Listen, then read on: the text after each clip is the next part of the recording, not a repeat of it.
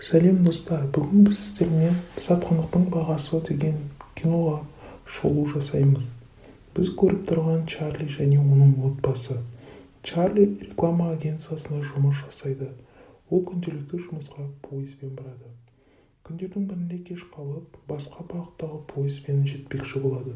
Сол уақытта өзінің жол ақысы үйінде қалып кеткенін есіне түседі. Ал кондуктор болса одан келесі аялдамада түсуін талап етеді. Сол уақытта жолаушылардың ішінен бір әйел оған жол ақысын төлеп жібереді.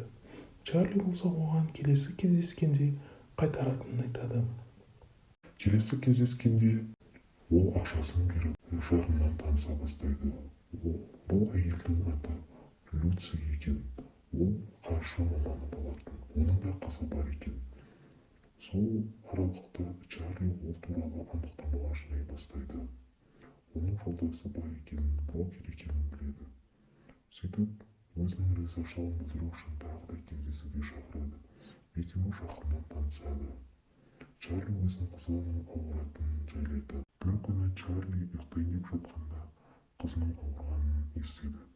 Солай қызына қатты жүгіреді. Әйелін де шақырады. Бұлардың қызы қант диабетімен ауырады. Сөйтіп екеуі 7 жылдан бері ақша жинап жүрген болады аппарат алу үшін. Ол туралы Чарли танысқан әйеліне айта бастайды. Екеуі достай араласып кетеді. Және бұл әйел Чарлидің ақшасы бар екенін де біледі. Бұлардың кездесулері жиілейді. Солай екеуі қала шетіндегі қонақ үйде кездесетінін айтады. Екеуі кездесіп, номер алып, бірге қосылмақшы болады. Екеуі қала кіріп, енді жақындаса бергенде бұл қонақ үйге ұрылар кіріп келеді. Ұрылар кіріп келіп, Чарлиден және қасындағы әйелден ақша талап етеді. Егер де ақша бермесе өлтіретіндерін айтып қорқытады. Солай бүкіл ақшаны алып, Чарлидің қасындағы әйелге зорлық көрсетіп, Чарлиді есінен тандырып кетеді. Бұны түсінбеген Чарли оған қарсы ұмтылады. Ал ол ұры болса ұрып-соғып есінен тандырады. Енді есінен тұрып, полицияға звондамақшы болғанда әйел оны тоқтатады. Ол айтады өзінің отбасы бұзылып кетуінен қорқатындығын. Ал Чарли болса өзінің әйеліне ұрыларға тап болғанын айтады. Әлгі ұры Чарлидің номерін тауып алып, үйіне дейін звондап ақша талап ете бастайды. Ол өзінің әйелі біліп қоймау үшін қызына жинап жүрген ақшаны ұрыларға әкеп береді. Ал ұрылар ақшаны алғанымен қоймастан, Чарлиді ұрып-соғып есінен тандырады.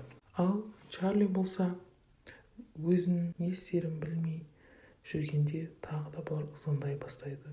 Үйіне келсе әлгі ұры үйінде отқанын көреді. Ол өзінің Чарлидің әріптесімін деп таныстырады.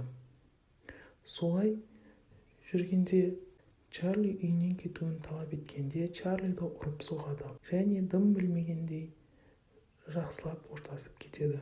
Әлгі әйелге полицияға айту керектігін айтып Чарли келгенде, ол әйел өзінің семьясы бұзылып кетуінен қорқатынын айтып, ешқандай полицияға бармайтынын айтады. Чарли не істерін білмей жүргенде өзінің әріптесінен көмек сұрайды. Ол болса келісе кетеді. Солай екеуі жолға шығады. Әріптесі айтады, ол ештеңеден қорықпау керектігін, Чарлиге көмектесе алатын.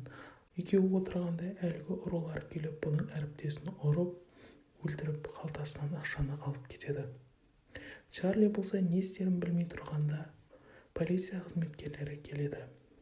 Ол қызметкерлер келем дегенше машинаны алып барып айдалаға суға батырып жіберіп, ізін жоғалтпақшы болады. Сөйтіп Чарли машинаны итеріп жібереді. Жұмысына келіп енді отырғанда полиция қызметкерлері әлгі әріптесін іздей кетеді. Бұл болса сол уақытта жұмыста болған және ешкім қандай хабары жоқ екенін айта бастайды. Жұмысында рекламный роликке берген ақшаны да бұл алып әлгі ұрыларға апарып бермекші болады. Бұны ұрылар бір үйге шақырады. Чарли бұл үйге ақшалардың бәрін алып келеді. Келсе, ұрылар әлгі әйелді де алып келген. Және бүкіл ақшаларды алып, бұларды ұрып-соғып қашып кетеді. Әлгі полицейский тағы да келіп, әріптесі жайлы анықтамалар жинай бастайды. Әйелі сол уақытта бүкіл ақшаның кеткенін естиді. Чарли болса, әлгі әйелді іздеп жұмысына келеді. Ол бұл жерде істемейтіндігін айтады. Жалдамалы пәтерге де келеді. Сөйтсе, бұл жер жалданатынын біліп таң қалады. Және әлгі әйелдің портменасында көрген сурет жай ғана реклама екені есіне түседі. Сөйтіп бұл әйелдің ізіне түсе бастайды. Бұл басқа еркектердің басын айналдырып жүргенін көреді. Және оның ізінен аңдай бастайды. Және әлгі ұры оның танысы екенін де біле бастайды. Чарли өзінше жоспар құра бастайды.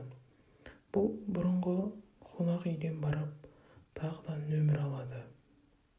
Және әлгі әйел мен оның ұры достары келуін күте бастайды. Әлгі әйел басқа еркекпен келеді. Чарли болса оған жақын бөлмеден пәтер жалдайды. Ұрылар келіп лифтіге мінгенде Чарли де бұларды күте бастайды. Ұрылардың келгенін көрген Чарли оларды ұрып-соғып және әлгі әйелдің бөлмесіне кіре кетеді. Әйелдің қасындағы ер адам не болғанын түсінбей аң-таң болып қалады. Ал Чарли болса оған бұлардың бет-пердесін ашатын айғақтарды айтып жатады.